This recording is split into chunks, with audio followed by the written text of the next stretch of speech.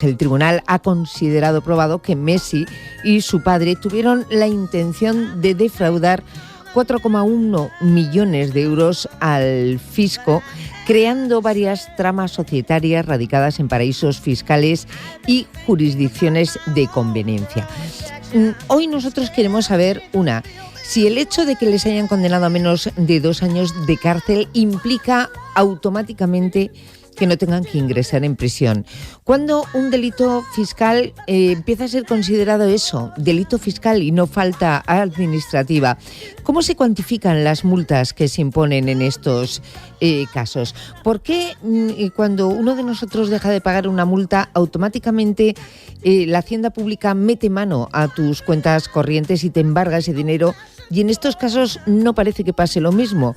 Bueno, pues está con nosotros Isabel Torres, que es abogada experta en delitos fiscales de Legalitas. Isabel, muy buenos días. Hola, buenos días. Bueno, si quieres empezamos un poquito por orden.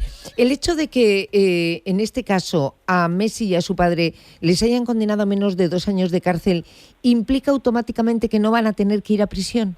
No, automáticamente no, porque el Código Penal en el artículo 80 establece que será el juez, mediante resolución motivada, quien podrá dejar en suspenso la ejecución de la pena, siempre y cuando se cumplan una serie de requisitos. Automáticamente no. Bueno, en primer lugar, la sentencia aún no es firme.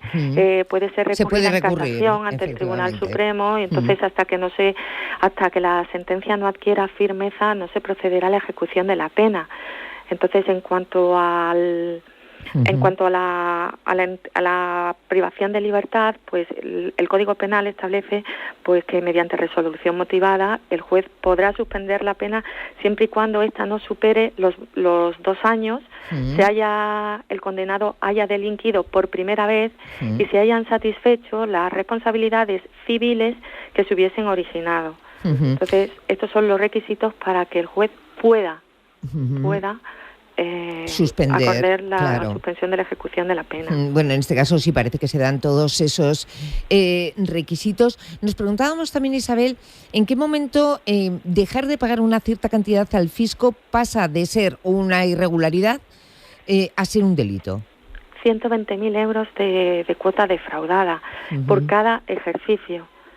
O sea que en este caso está clarísimo que el delito es delito, vamos. Sí. Si hablamos de cantidades, está claro. Sí ha llamado la atención porque en este caso concreto lo que se alegaba por parte de Messi y de su padre es lo que se suele alegar en estos casos, ¿no? Que se desconocía que se estaba cometiendo ese delito, pues porque las cuentas las lleva un despacho de contables, a los que pregunto, ¿no se les exige ningún tipo de responsabilidad en estos casos?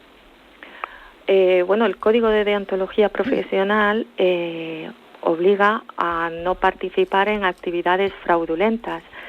Pero eso ya forma parte del Código de Deontología Profesional. Luego la Ley de Prevención del Fraude también obliga a comunicar a la agencia tributaria aquellas operaciones en las que se pueda suponer un blanqueo de capitales. Lo que ocurre es que una cosa es blanquear capitales y otra cosa es intentar pagar menos impuestos utilizando los métodos y los medios que la ley otorga. Lo que pasa es que cuando la propia ley te dice que esos métodos que se han utilizado suponen una condena para los que ponen el nombre a esos movimientos de dinero o a esos no movimientos de dinero hacia las arcas del Estado, sí llama mucho la atención que las personas en las que uno se supone que de muy buena fe deposita su confianza para que le lleven las cuentas no tengan ningún tipo de responsabilidad. Bueno, no se puede alegar una ignorancia absoluta respecto de lo que otro hace. Todo abogado, cuando hace o plantea ante un problema, plantea las distintas opciones y las consecuencias que cada una de esas opciones pueda tener. Al final es el cliente el que decide.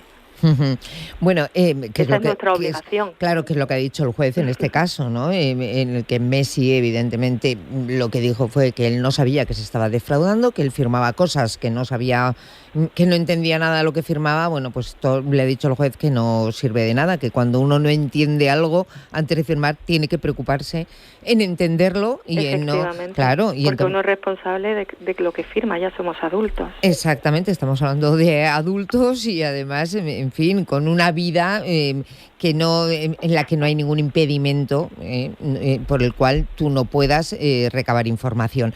¿Cómo se determinan las multas? Porque en este caso, Isabel, sabemos que ha habido una defraudación de 4,1 millones de euros y la multa que se impone es, aparte de tener que devolver ese dinero, que eso no es multa, eso es, en fin, devolución, se les impone una multa de 2 millones de euros. ¿Cómo se determina esa cuantía?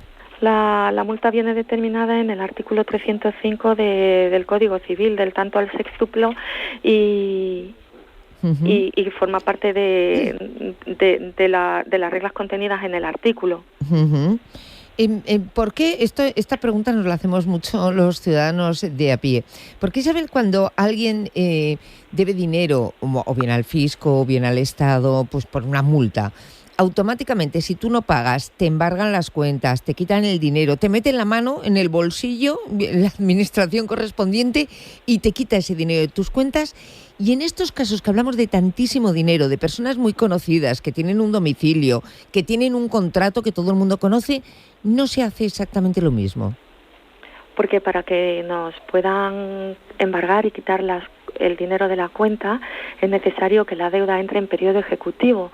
Una cosa es la infracción administrativa y otra cosa es el delito penal. Entonces, cuando Hacienda nos hace una paralela por cualquier motivo y decide que nos hemos equivocado al hacer nuestras declaraciones y decide que tenemos que pagar una cantidad que no llega a los 120.000 euros, eso no es delito, es una infracción administrativa y en este caso, la ley específicamente determina que los recursos no paralizan la obligación de pago. Entonces, aunque yo recurra, la obligación de pagar existe. Si no pago en el periodo voluntario que me dan, entonces la deuda entra en periodo ejecutivo. Se inicia un procedimiento de apremio, que se llama, y ahí, si no pago en la fecha que me dan, sí pueden actuar de forma coercitiva contra mis bienes. Te tengo que dar un porque sí, porque la ley así lo determina.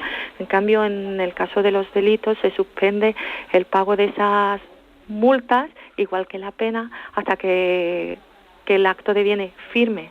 Te tengo que dar un porque sí, porque distingue la ley entre uno y otro, entre el delito y la infracción.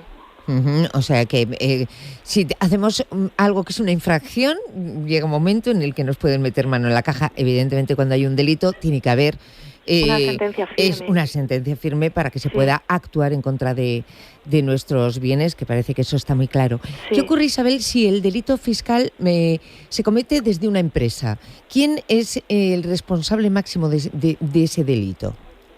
El administrador responde, en primer lugar la empresa, ya se ha establecido la responsabilidad penal de la empresa, y también el administrador puede responder. ¿Con sus propios bienes?